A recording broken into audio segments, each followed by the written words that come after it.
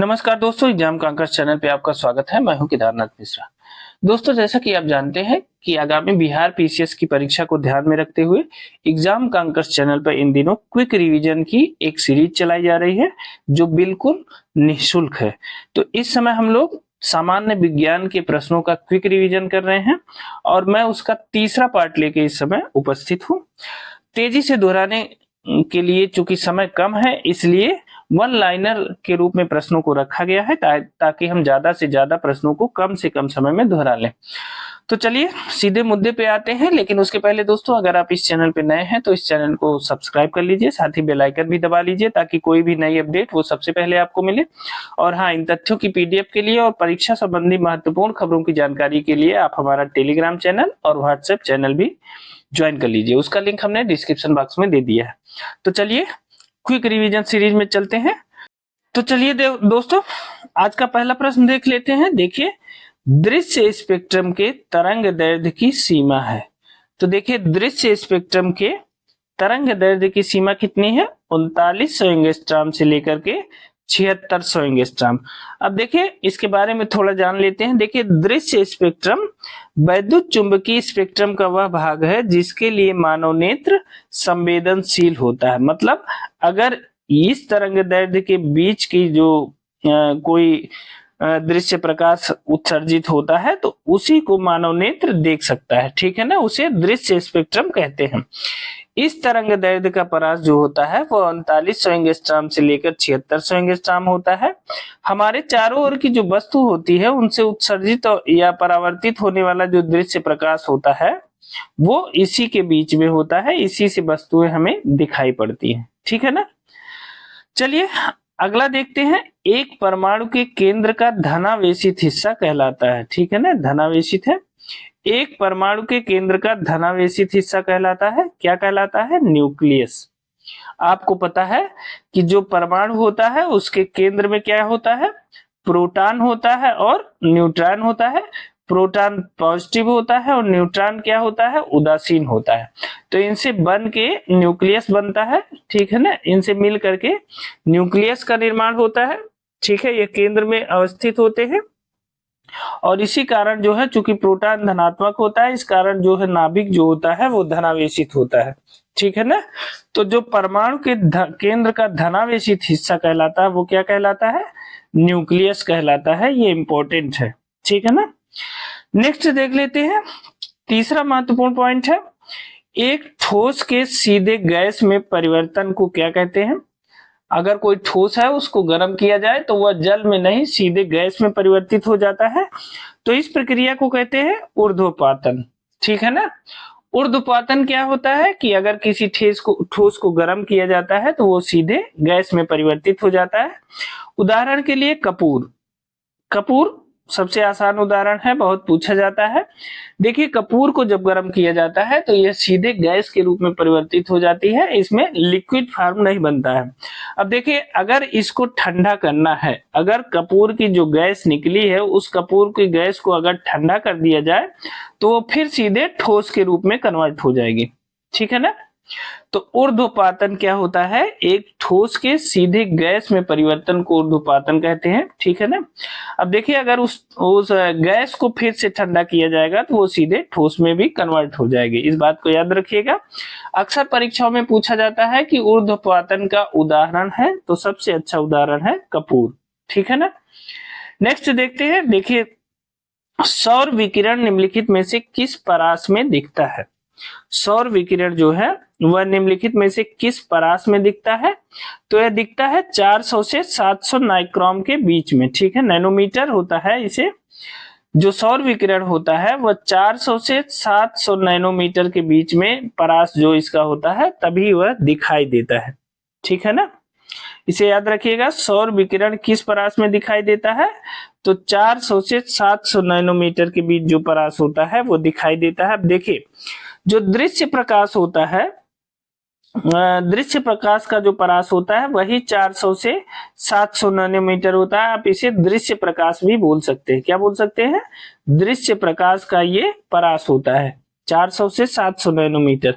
अब देखिए इसी में परावैंगनी परास होता है जो 100 नैनोमीटर से 400 नैनोमीटर। परावैंगनी क्या होता है? 100 नैनोमीटर से 400 नैनोमीटर का जो दृश्य प्रकाश का परास होता है वह परावैंगनी प्रकाश होता है, परास होता है प्रकाश का। और जो अवरक्त विकिरण होता है उसका परास होता है 700 नैनोमीटर से 10 पे 6 नैनोमीटर। जो अवरक्त होता है वो क्या होता है? इंफ्रारेड का जो परास होता है वो क्या होता है? वो होता है 700 नैनोमीटर से 10 पे 6 नैनोमीटर तक होता है। तो आपको पता है सौर विकिरण किस परास पर दिखता है? तो चूंकि सौर विकिरण से क्या होता है? दृश्य प्रकाश आता है, तो यह जो है 400 से 700 नैनोमीटर दिखता है, ठीक है ना। जबकि परावैंगनी प्रकाश का परास क्या होता है? 100 नैनोमीटर से 400 नैनोमीटर। और अवरक्त विकिरण का जो परास होता है वो होता है 700 नैनोमीटर से 10 पे 6 नैनोमीटर, ठीक है। तो ये सभी तथ्यों को याद रखिएगा। अक्सर परास को मिलान करने के लिए पूछ लेता है परीक्षाओं में कि अवरक्त विकिरण का परास कितना होता है या परावैंगनी विकिरण का परास कितना होता है और दृश्य प्रकाश का परास कितना होता है। तो आपको ये तीनों परास अलग अलग जानना चाहिए, आप इन्हें नोट कर लीजिएगा, ठीक है। नेक्स्ट देखते हैं, देखिए कास्मिक किरणें क्या हैं। कास्मिक किरणें क्या होती है? तो यह एक आवेशित कण है, ठीक है ना। जो कास्मिक किरणें होती हैं ये किसी विद्युत चुंबकीय स्पेक्ट्रम का भाग नहीं होती हैं, ये उच्च ऊर्जा से आवेशित कण है। क्या होता है? इनमें हाई एनर्जी होती है। क्या होती है? हाई एनर्जी होती है और यह किसी दृश्य स्पेक्ट्रम का भाग नहीं होती है, ठीक है ना। और इनमें हाई एनर्जी होती है जो अंतरिक्ष में प्रकाश की गति से गमन करते हैं। ये कहाँ गमन करते हैं? अंतरिक्ष में गमन करते हैं, प्रकाश की गति से गमन करते हैं कास्मिक किरणें, ठीक है ना। तो कास्मिक किरणें क्या है? आवेशित कण है। कभी कभी ऐसा पूछ लिया जाता है इनमें कि निम्नलिखित में से कौन सी किरणें किसी चुंबकीय स्पेक्ट्रम का भाग नहीं है? तो वह कास्मिक किरणें हैं जो किसी स्पेक्ट्रम का भाग नहीं है, ठीक है ना। नेक्स्ट देख लेते हैं, प्रथम भारतीय उपग्रह आर्यभट्ट कब छोड़ा गया? क्या है? प्रथम भारतीय उपग्रह आर्यभट्ट कब छोड़ा गया? तो यह 19 अप्रैल 1975 को छोड़ा गया। प्रथम भारतीय उपग्रह आर्यभट्ट को कब छोड़ा गया? तो 19 अप्रैल 1975 को, ठीक है। अब देखिए नेक्स्ट देखते हैं, वर्ष दीर्घतम होता है, मतलब सबसे बड़ा वर्ष किस पर होता है?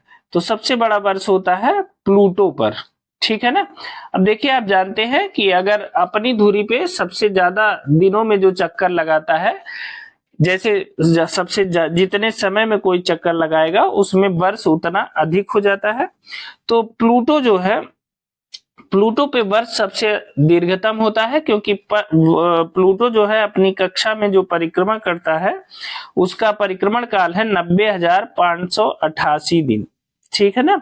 90,588 दिन में यह जो है अपने कक्ष पे एक परिक्रमा करता है, इसीलिए जो है जो प्लूटो पे जो वर्ष होता है वो दीर्घतम होता है, ठीक है ना। अब देखिए नेक्स्ट देखते हैं,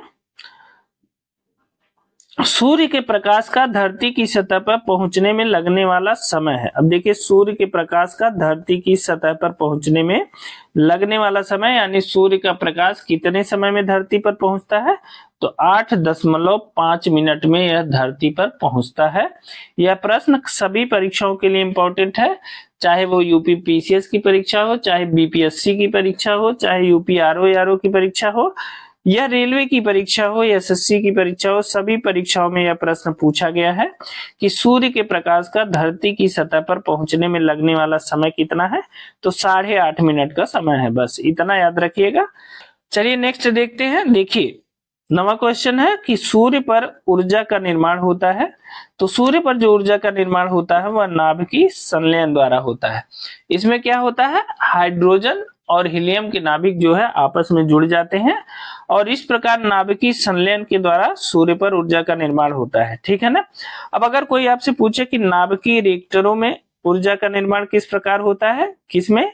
नाभिकीय रिएक्टरों में जो है ऊर्जा का निर्माण किस प्रकार होता है? तो नाभिकीय रिएक्टरों में नाभिकीय विखंडन के द्वारा ऊर्जा का निर्माण होता है, ठीक है ना।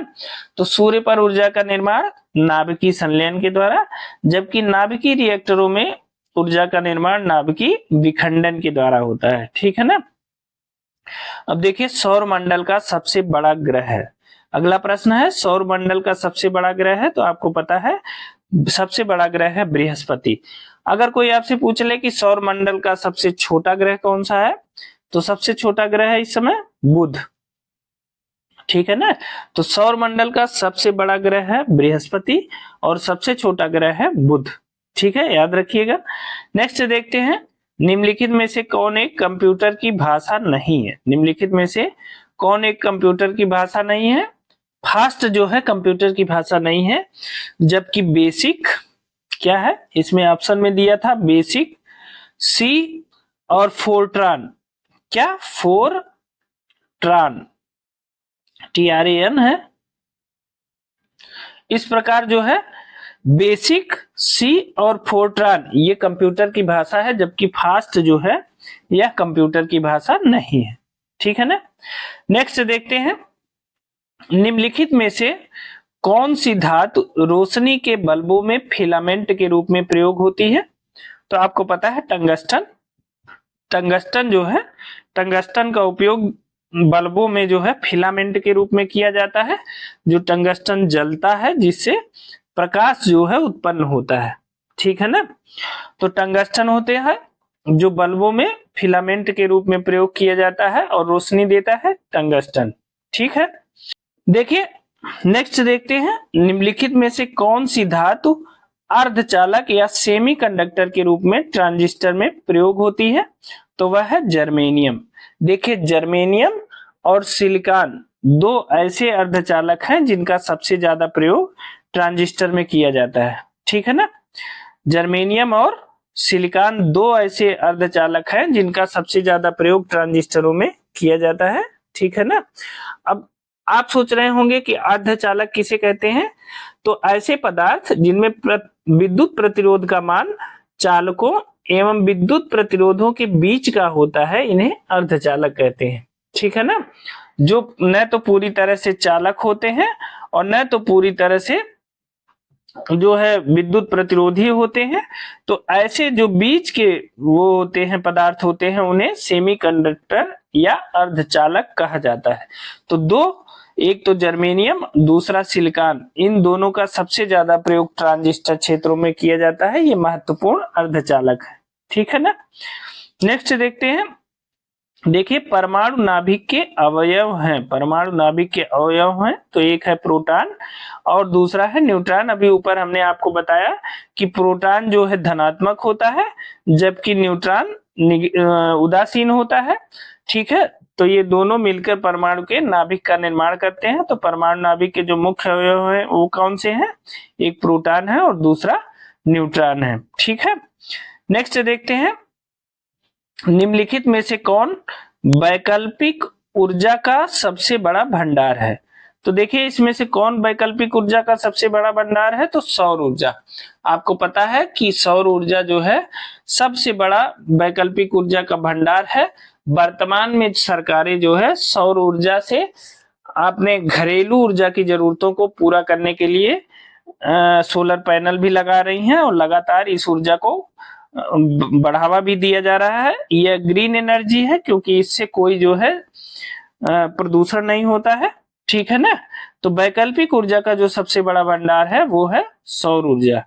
नेक्स्ट देख लेते हैं। देखिए टाइफाइड तथा कॉलरा विशिष्ट उदाहरण है। क्या है। टाइफाइड तथा कॉलरा विशिष्ट उदाहरण है किससे, जलजन्य रोगों के। ठीक है ना। मतलब टाइफाइड और कॉलरा जो होता है वह जल से मतलब होने वाली बीमारी है। ठीक है ना। दूषित जल के सेवन से टाइफाइड तथा कॉलरा जैसी बीमारियां उत्पन्न होती हैं। ठीक है ना। टाइफाइड का जो मुख्य कारण है वो सल्मोनेला टाइफी है। ठीक है ना। और कॉलरा का जो मुख्य कारण है वो विब्रियो कालेरी नामक जीवाणु होता है। ठीक है ना। तो टाइफाइड क्या है, सल्मोनेला टाइफी नामक जीवाणु, और कॉलरा जो होता है वह होता है विब्रियो कालेरी नामक जीवाणु से होता है। और यह दोनों बीमारियां जो है जल से होती हैं, दूषित जल के सेवन से होती हैं। तो टाइफाइड और कॉलरा जो है यह जलजन्य रोगों का विशिष्ट उदाहरण है। ठीक है। नेक्स्ट देखते हैं, देखिए मनुष्य में एफ्लाटॉक्सिन खाद्य विषाक्तन द्वारा सामान्यतः कौन सा अंग प्रभावित होता है? तो देखिए मनुष्य में एफ्लाटॉक्सिन खाद्य विषाक्तन द्वारा सामान्यतः कौन सा अंग प्रभावित होता है? तो वह होता है यकृत या लीवर। लीवर जो है वह कोई भी मतलब खाद्य विषाक्तन वाली चीज होती, कोई जहरीला पदार्थ अगर खा लेता है व्यक्ति तो उससे जो है सबसे ज्यादा प्रभावित होने वाला अंग है शरीर का, वह है लीवर। ठीक है ना। नेक्स्ट देखते हैं, ओंकोजीन संबंधित है क्या? ओंकोजीन संबंधित है तो यह है कर्क रोग से या कैंसर से। CANCER कैंसर से है। ओंकोजीन का जो संबंध होता है वह कर्क रोग से है या कैंसर से है।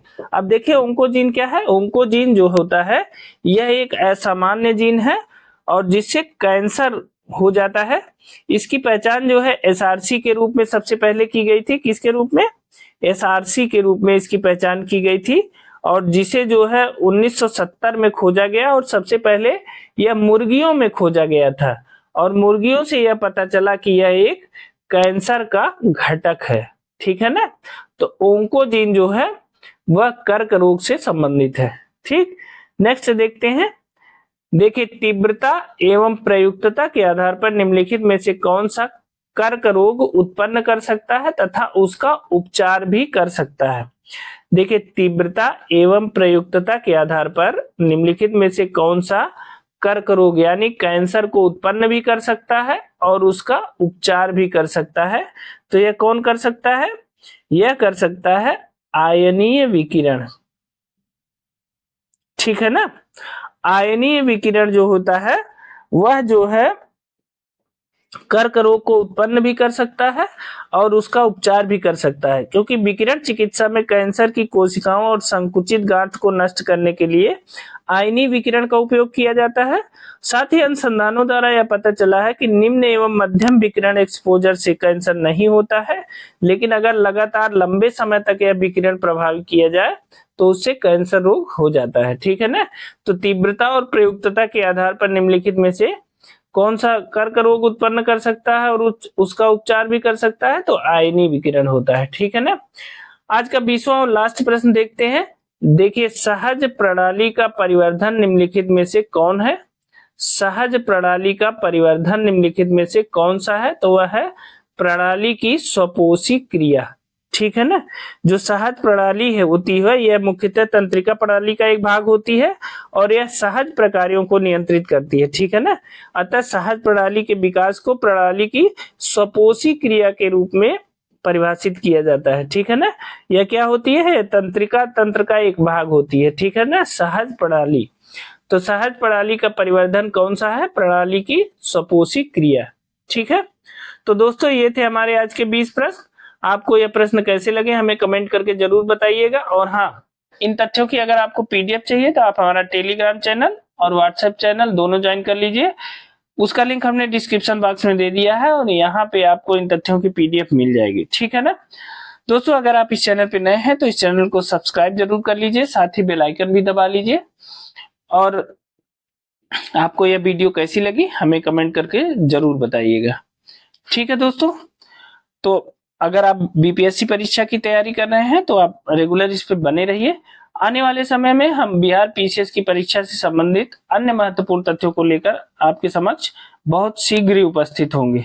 तब तक के लिए स्वस्थ रहिए, मस्त रहिए, मेहनत से पढ़ाई करते रहिए। बहुत बहुत धन्यवाद।